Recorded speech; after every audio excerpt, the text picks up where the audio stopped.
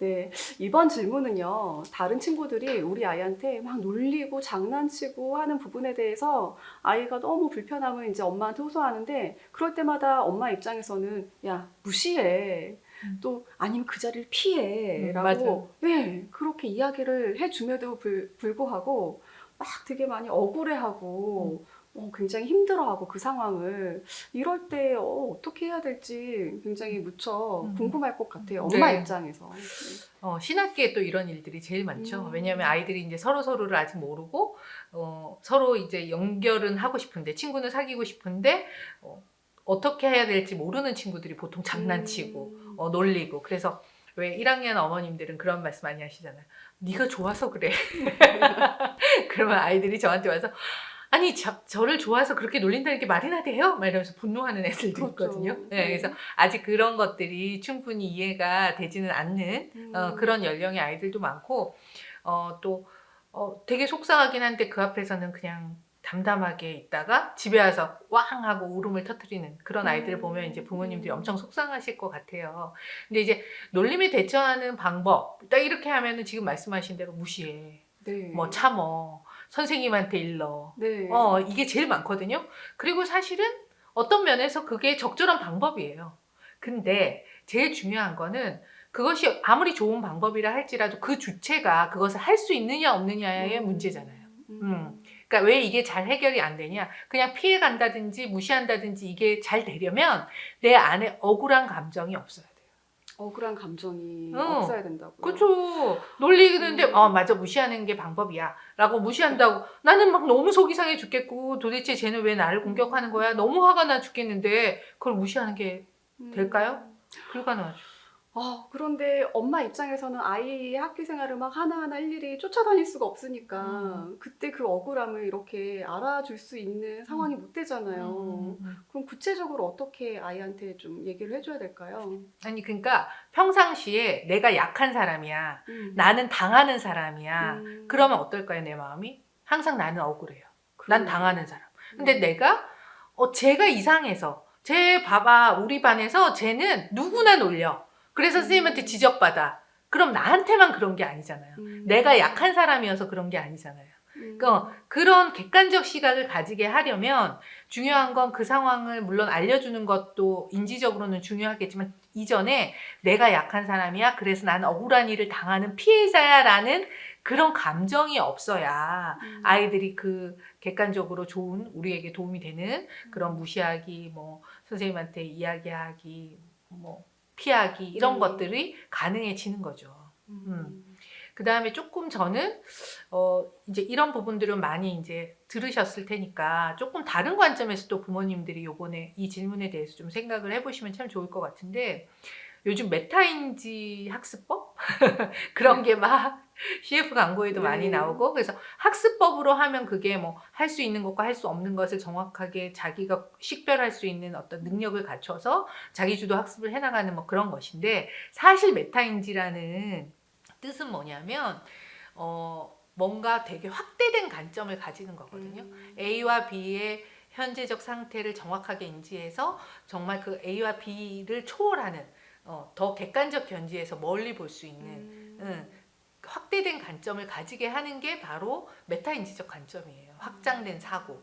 초등학교 1학년도 충분히 가능한가요? 그걸 이제 키워줘야죠. 음, 키워줘야죠. 왜냐하면 이제 타인 조망 수용 능력이라고 타인의 관점을 이해하는 능력이 이제 형성이 돼요. 초1부터는. 그러니까 음, 치세부터 서서히 형성이 되면서 이제 눈치만 보는 게 아니라 저 사람이 저래서 그럴 것 같아.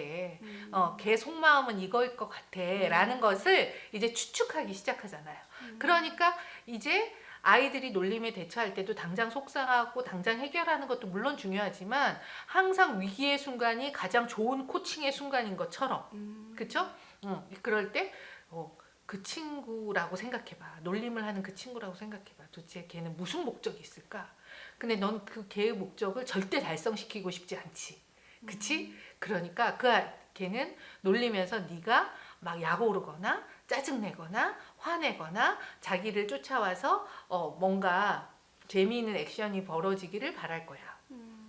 근데 걔는 너무 부적절한 방법으로 하니까 걔 목적을 달성시켜 주는 건 너무 약오르는 일이잖아. 그럼 걔 목적을 벗어나야 돼.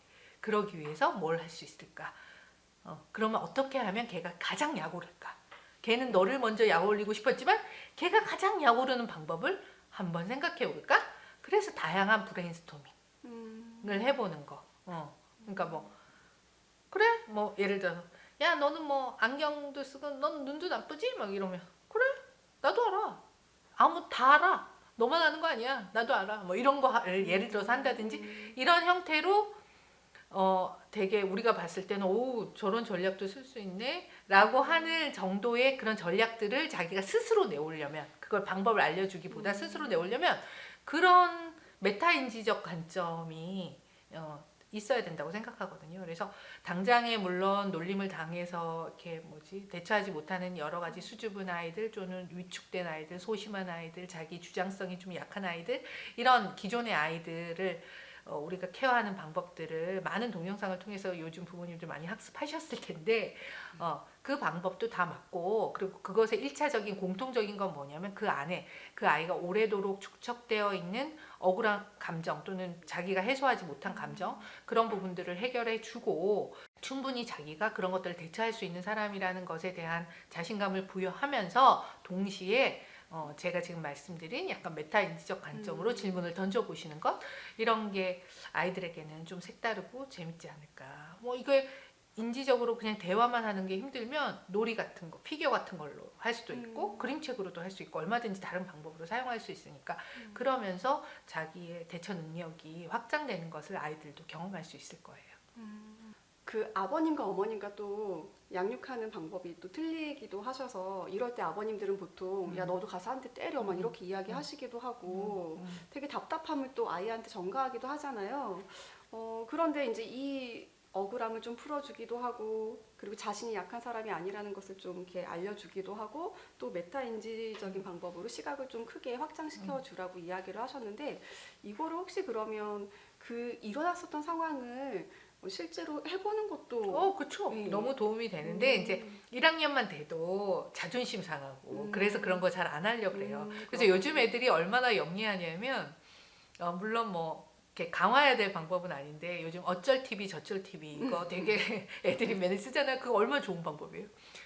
너무 뭐 놀리면 어쩔 TV 이거 나름 되게 대처 전략으로 저는 뭐 그 방법을 계속 쓰라는 건 아니지만 그 어쩔 TV를 자연스럽게 하려면 감정이 해소가 되어야 되거든. 그리고 내가 일정 정도 내 주장을 할 수 있는 사람이라는 걸 알아야 되거든요. 네. 그래서 그 기반을 닦아주시는 거 되게 중요하다.